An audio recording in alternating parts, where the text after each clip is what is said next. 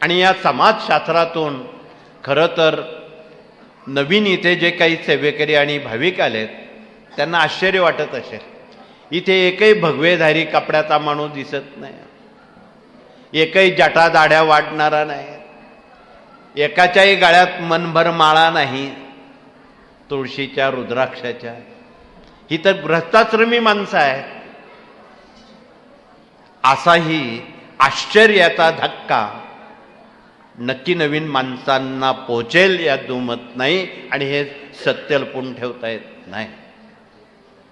म्हणून गृहस्थाश्रमी जीवनातून आध्यात्मिक जीवन आणि सामुदायिक सहजीवन याचं मेळ घालण्याचं काम या कार्यातून गेल्या 80 वर्षापासून स्वामी योगाचे योगप्रवर्तक आणि परमपूज्य दादांचे गुरु नारायणदासजी पिठले महाराज स्वामींचा आदेश तंतोतंत पाळून अचेतो हिमालय या देशाची पायपीट केली आणि उर्वरित 26 वर्ष शेवटची, त्यातली आधीची 12 वर्ष त्र्यंबकेश्वरी ब्रह्मगिरीवर आणि पुढचे 26 वर्ष नाशिकच्या गोदामाईच्या तीरावर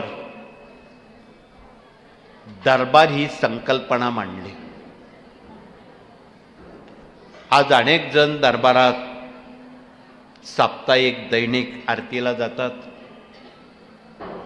ग्राम अभियान गावोगावी पोचवतात, परंतु मूळ संकल्पना नारायणदासजी पेठले महाराजांची. त्यांनी आपल्या वयाच्या शतक ओलांडेपर्यंत वेळ घड्याळ चुकेल पण त्यांचं कृती चुकणार नाही. सकाळी भोपाळी त्या वेळेत झालीच पाहिजे. ते सकाळी सूर्य उगवला की भोपाळी सुरू. 10:30ला घड्याळ इकडे इकडे होईल, 10:30 वाजता आरती होईल.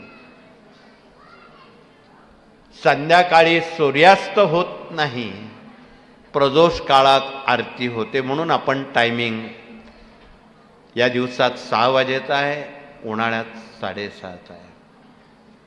तो आपल्या सोयीचा आपण करून घेतलेला आहे. म्हणून जगात आणि सर्व केंद्रांमध्ये हा एकच टायमिंग ठेवण्याचं प्रयोजन असं. तुम्ही सकाळी 8 वाजता बरेच लोक स्वामींच्या दरबारात स्वामींसमोर उभे राहतात, विनंती करतात. घरी जाईपर्यंत त्यांना ती ऊर्जा अनुभूती देते. तर